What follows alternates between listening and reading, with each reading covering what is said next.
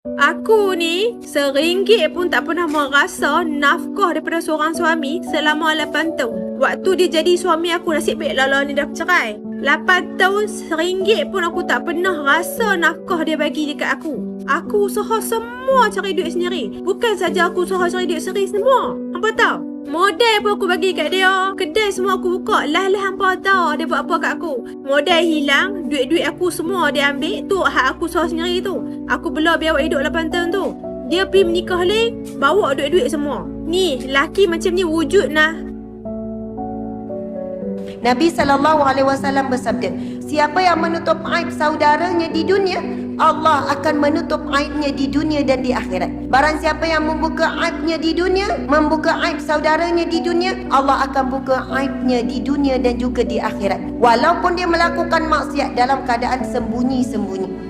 Dan hari ini yang menyedihkan, banyak isteri buka aib suami atas dasar meluah perasaan. Dan bahaya sangat luah perasaan ini akan berlaku bila Allah turunkan ujian dalam rumah tangga. Bila dia rasa sedih, kecewa dengan suaminya, lalu dia perlu cari seseorang untuk mendengar. Dan dia cerita bukan sebab apa, bukan nak cari jalan penyelesaian, tapi sekadar nak luah perasaan. Tapi kalau nak cari jalan penyelesaian, ia dibenarkan. Itu pun tidak boleh buka semua aib, supaya tak jadi isteri yang kufur dengan nikmat. Sebab ketika diuji, jangan lupa saat-saat nikmat, saat bahagia, saat gembira. Mesti pada suami itu ada kebaikan, takkan semuanya keburukan belaka. Dan bahayanya yang disebut dalam hadis Nabi SAW, bila wanita bertanya, muslimah bertanya, ya Rasulullah, apakah sebab seorang wanita itu masuk ke dalam neraka? Lalu Rasulullah menjawab, iaitu mereka menyakiti hati suaminya dengan lidah mereka, dan mereka tidak mensyukuri suaminya. Kemudian yang ketiga Nabi sebut, seseorang wanita itu apabila dia tidak menyukai sesuatu terhadap suaminya, dia boleh melupakan segala kebaikan suami. Minta maaflah kalau saya sebut tentang wanita je, nanti kita sebut pasal lelaki juga. Sebab dulu saya kerja perunding cara rumah tangga masa di JAKIM, di Jabatan Agama Islam Negeri Sembilan dulu. Saya perhatikan hadis Nabi ini memang betul. Dan saya melihat bagaimana wanita yang tabah, yang kuat, lalu diuji oleh Allah, lalu dia mengeluarkan kata-kata yang sangat merugikan diri sendiri. Contoh, wanita datang, ustazah, saya menderita dengan suami saya 30 tahun. Hidup saya menderita. Saya dah tak boleh tahan dah. Kalau ustazah tahu cerita saya, cerita panjang-panjang. Kemudian saya akan tanya beberapa soalan. Minta maaf puan kalau soalan ni lari daripada topik puan. Suami puan pernah tak ajak puan pergi makan kat kedai makan? Pernah. Suami puan pernah tak bagi duit belanja? Adalah. Suami pernah belikan baju? Ada. Pernah tak bawa pergi jalan? Ada. Pernah tak bawa balik kopi pisang? Banyaklah.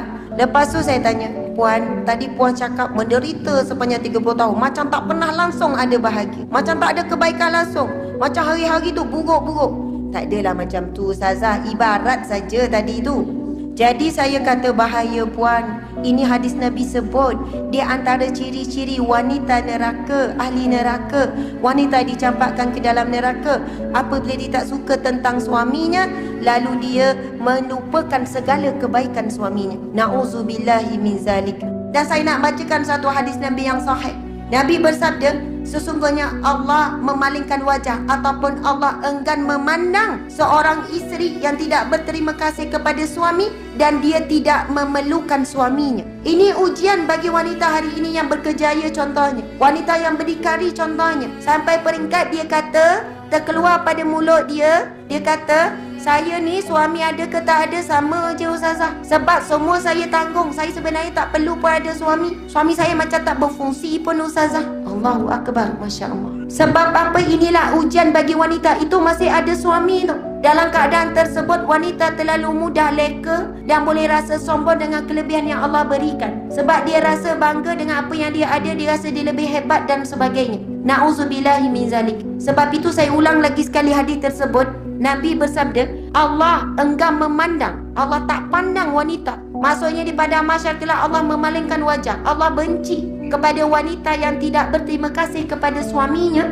dan juga tidak merasakan keperluan kepada suaminya sampai dia buat tak endah dan sebagainya, ataupun terkeluar kata-kata seumpama tadi. Jadi subhanallah, dengan adanya suami, kita menjadikan, Allah menjadikan kita suami itu laluan kita ke syurga. iaitu antaranya dapat redha suami. Yang kedua, pahala sabar dengan suami, pahala mendoakan suami. Ustazah, dah 30 tahun saya berdoa untuk suami saya belum berubah. Alhamdulillah, puan dapat pahala 30 tahun berdoa. Kalau hari ini berdoa, esok terus makbul, puan doa tak lagi? Tak adalah Ustazah, dah dapat. Maksudnya, kadang-kadang mungkin kita ingat dengan cara itulah kita dapat nikmat Allah. Bila Allah makbulkan doa kita, rupanya nikmat yang lebih besar yang Allah beri hasil daripada doa yang tertangguh. Bila ada suami, ada seseorang yang selalu kita istiqamah berdoa, sebab dia orang yang paling dekat dengan kita dan hidup kita sangat terkesan dengannya. Tapi kalau orang luar, kita mungkin berdoa masa kita tengok sekali tu je lah. Tapi sebab dia adalah housemate dan juga roommate, kan, rakan serumah, rakan sebilik kita, jadi rapat sangat dengan kita, sangat terkesan hidup kita dengan dia. Jadi kita selalu banyak mendoakannya. Masya Allah, Allahu Akbar. Mudah-mudahan kita tidak mempunyai ciri-ciri wanita ahli neraka tersebut. Amin ya Rabbal Alamin.